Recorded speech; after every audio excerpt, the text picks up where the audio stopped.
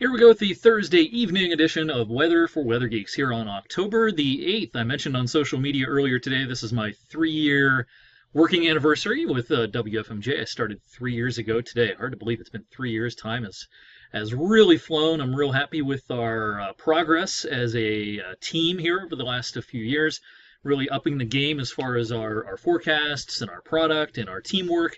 Candace and Andrew and Jess are all fantastic to work with, and looking forward to a better winter this year. Our winter forecast will be out in a few weeks, but this will be the first winter, I think, since I arrived that it's going to be reasonably tolerable for the winter as a whole. Better than the last couple, that is for sure. All right, wanted to start out tonight showing you the 90-day rainfall anomalies, difference from average, in other words. So this takes us back now into mid-July. Notice the Carolinas, especially South Carolina, way above average now because of the unbelievable amount of rain they just had. But up here closer to home, big yellow and brown area here, we're up, we're below average for the last 3 months, and I would expect this trend to continue as we go deeper into October. We're not looking at much rain coming over the next several days. Southwest Ohio has done better, but Northeast Ohio, Western PA, well below average for the last 90 days. All right, no rain on the radar this evening. Here's tomorrow's system. Let me stop the animation here. Cold front marching through parts of Michigan into far southeastern Wisconsin into Illinois. This is what's tracking our way late tonight and heading into the day tomorrow. Let me bring up the latest high-resolution rapid refresh model. This is our real short-term model. It only goes out 15 hours. It's like having a camera with a lot of megapixels. This thing is pretty good at picking out small features, better than some of the coarser models that we use. So anyway, here's the simulated radar. Notice what it's doing here this evening. It's actually trying to spark up a couple of showers here locally this evening. See no evidence that this is going to end up being right. You go back to the current radar, and there's really no hint of that. So this is probably a little overdone for this evening.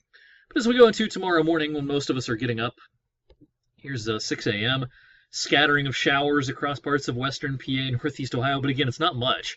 This isn't any sort of deluge coming our way tomorrow by any stretch of the imagination. Here's 8 o'clock in the morning, a few showers around. 9 o'clock, you get the idea here, showers here and there. All right, that's the end of the HRRR run here, so we'll switch over to the NAM.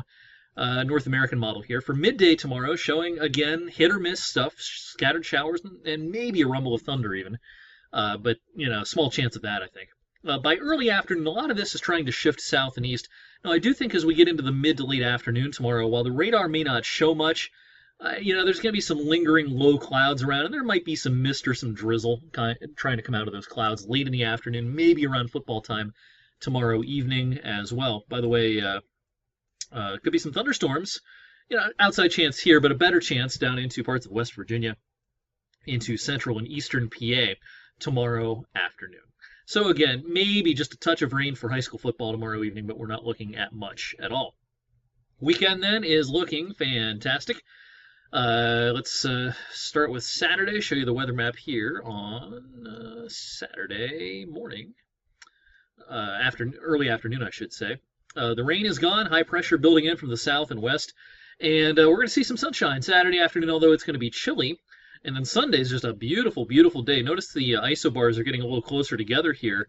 We're going to see a stiff southwest breeze trying to develop on Sunday. That'll send temperatures into the upper 60s to around 70. And then Monday looks like a balmy day with, again, a nice southwest breeze. Notice the GFS here is showing some showers towards evening on Monday. I do think that this waits until after dark. And there could be a couple of showers then Monday night. Again, not a lot of rain, but that's really the only chance for rain next week. As we go into midweek, things are looking pretty quiet. There's going to be a couple of disturbances that try to come down, but as you can see here, the models just aren't showing much in the way of rain associated with those disturbances. The air mass is dry. It's going to have a hard time squeezing out much moisture. So a largely tranquil week coming up next week and largely seasonable as well. Here's the GFS. Let's see, this would be next Friday morning. Maybe a shower that day. But again, no big barn burners as far as weather systems heading our way anytime soon. What about temperatures? Here's the 7 to 14 day outlook on the GFS ensemble, showing a warm picture for the Rockies, the Southwest, southern third or even 2/3 of the U.S. Cooler than average, southeast Canada into New England, and then we're kind of on the edge of the cool and the warmth I think the medium range, taking us through mid-October into the third week of October, is going to pan out to be kind of typical. Maybe a little warmer than average, but overall pretty typical. And the month of October as a whole may be the same. It may, at the end of the month, all add up to be a little bit above average, but nothing like September, which was well above average, mostly thanks to the hot weather that we had around Labor Day. So overall, October just kind of ho-hum weather-wise.